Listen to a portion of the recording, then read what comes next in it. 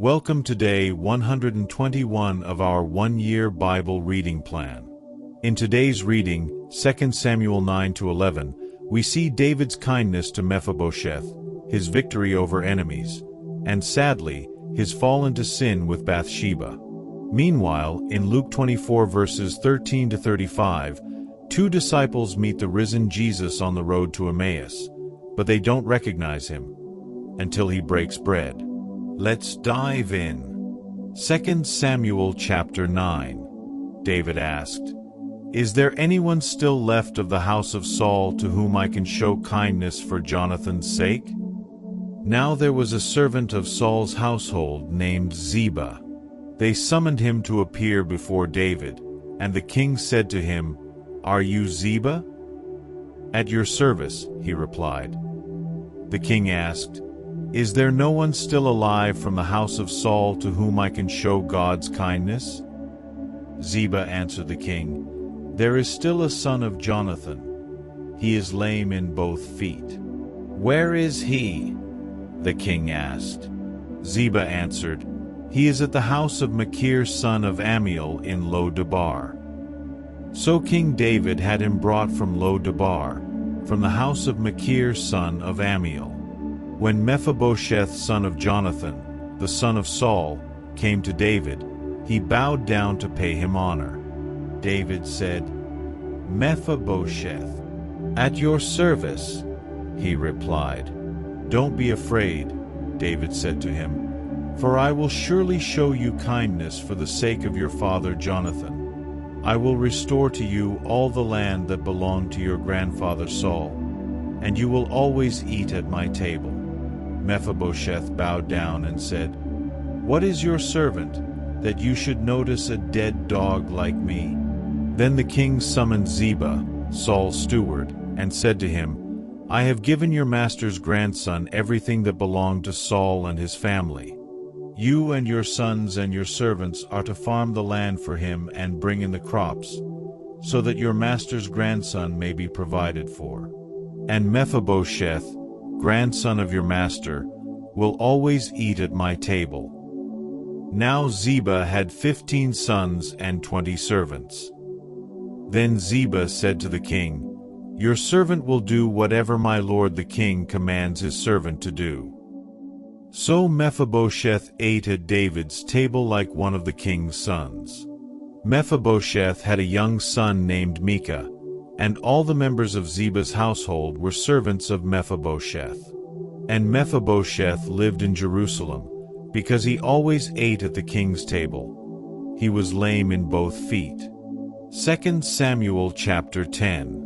In the course of time, the king of the Ammonites died, and his son Hanun succeeded him as king. David thought, "I will show kindness to Hanun son of Naash, just as his father showed kindness to me."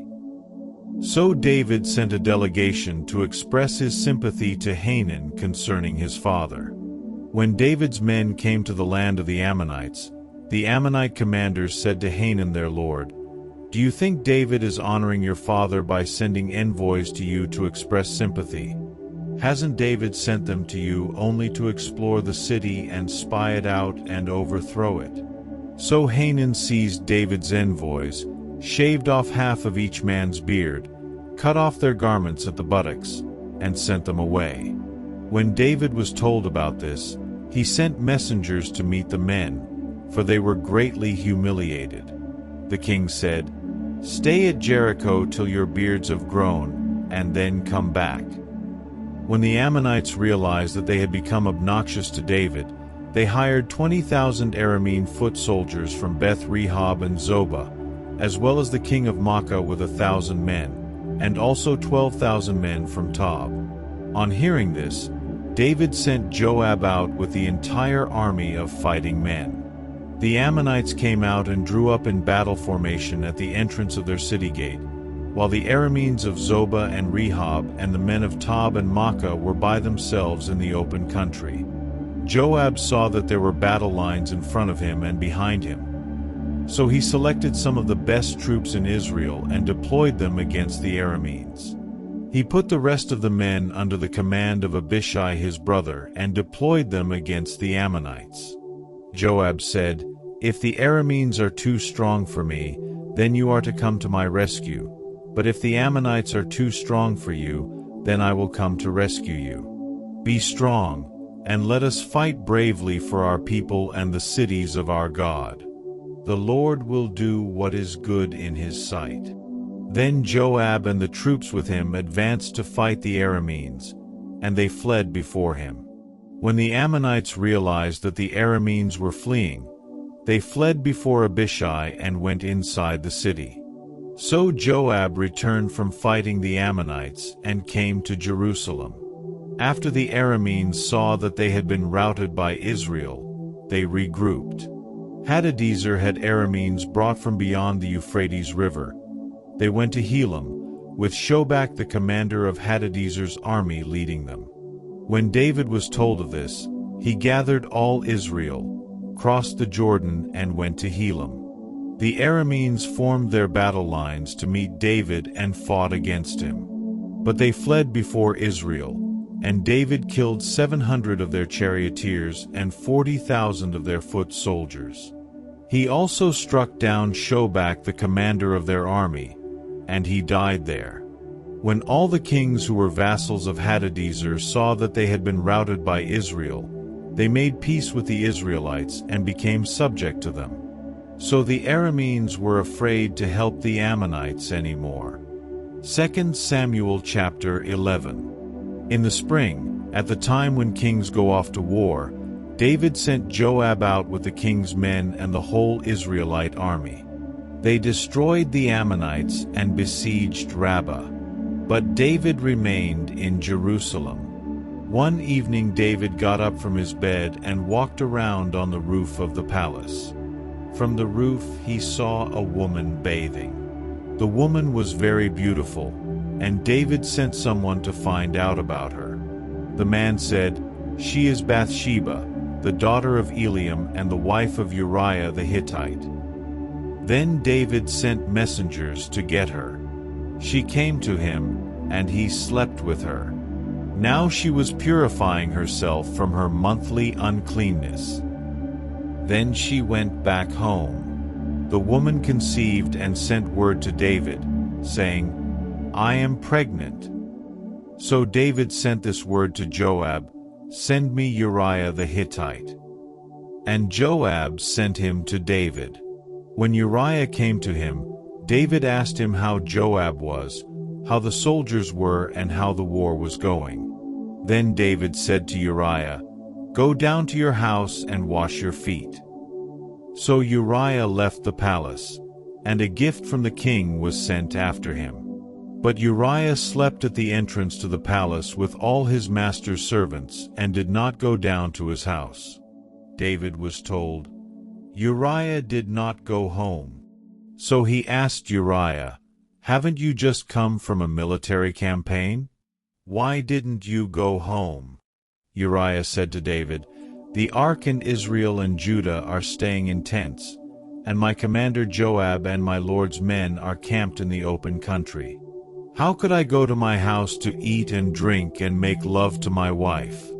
As surely as you live, I will not do such a thing." Then David said to him, "Stay here one more day, and tomorrow I will send you back." So Uriah remained in Jerusalem that day and the next. At David's invitation, he ate and drank with him, and David made him drunk.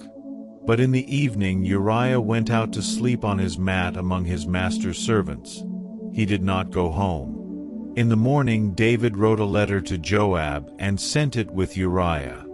In it he wrote, "Put Uriah out in front where the fighting is fiercest. Then withdraw from him so he will be struck down and die." So while Joab had the city under siege, he put Uriah at a place where he knew the strongest defenders were. When the men of the city came out and fought against Joab, some of the men in David's army fell. Moreover, Uriah the Hittite died. Joab sent David a full account of the battle. He instructed the messenger, "When you have finished giving the king this account of the battle, The king's anger may flare up, and he may ask you, "Why did you get so close to the city to fight? Didn't you know they would shoot arrows from the wall? Who killed Abimelech son of Jerubbesheth? Didn't a woman drop an upper millstone on him from the wall, so that he died in Thebes? Why did you get so close to the wall?" If he asks you this, then say to him, "Moreover, your servant Uriah the Hittite is dead." The messenger set out, and when he arrived he told David everything Joab had sent him to say.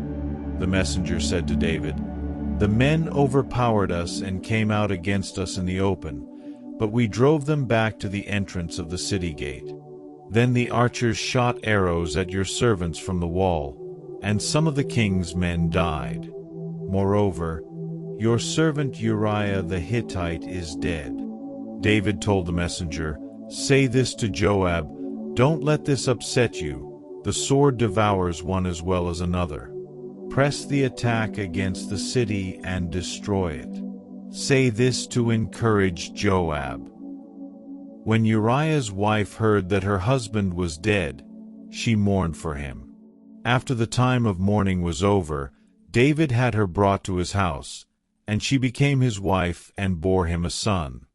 But the thing David had done displeased the Lord. Luke chapter 24, 13-35. Now that same day 2 of them were going to a village called Emmaus, about 7 miles from Jerusalem. They were talking with each other about everything that had happened. As they talked and discussed these things with each other, Jesus himself came up and walked along with them, but they were kept from recognizing him. He asked them, "What are you discussing together as you walk along?" They stood still, their faces downcast. One of them, named Cleopas, asked him, "Are you the only one visiting Jerusalem who does not know the things that have happened there in these days?" "What things?" he asked. "About Jesus of Nazareth," they replied. "He was a prophet, powerful in word and deed before God and all the people. The chief priests and our rulers handed him over to be sentenced to death, and they crucified him. But we had hoped that he was the one who was going to redeem Israel. And what is more, it is the 3rd day since all this took place. In addition, some of our women amazed us. They went to the tomb early this morning but didn't find his body. They came and told us that they had seen a vision of angels who said he was alive. Then some of our companions went to the tomb and found it just as the women had said, but they did not see Jesus." He said to them, "How foolish you are, and how slow to believe all that the prophets have spoken. Did not the Messiah have to suffer these things and then enter his glory?" And beginning with Moses and all the prophets, he explained to them what was said in all the scriptures concerning himself. As they approached the village to which they were going, Jesus continued on as if he were going farther. But they urged him strongly, "Stay with us, for it is nearly evening. The day is almost over." So he went in to stay with them. When he was at the table with them, he took bread, gave thanks, broke it and began to give it to them. Then their eyes were opened and they recognized him, and he disappeared from their sight. They asked each other, "Were not our hearts burning within us while he talked with us on the road and opened the scriptures to us?" They got up and returned at once to Jerusalem. There they found the 11 and those with them, assembled together and saying, "It is true, the Lord has risen and has appeared to Simon." Then the 2 told what had happened on the way, and how Jesus was recognized by them when he broke the bread. Thank you for joining today's Bible reading.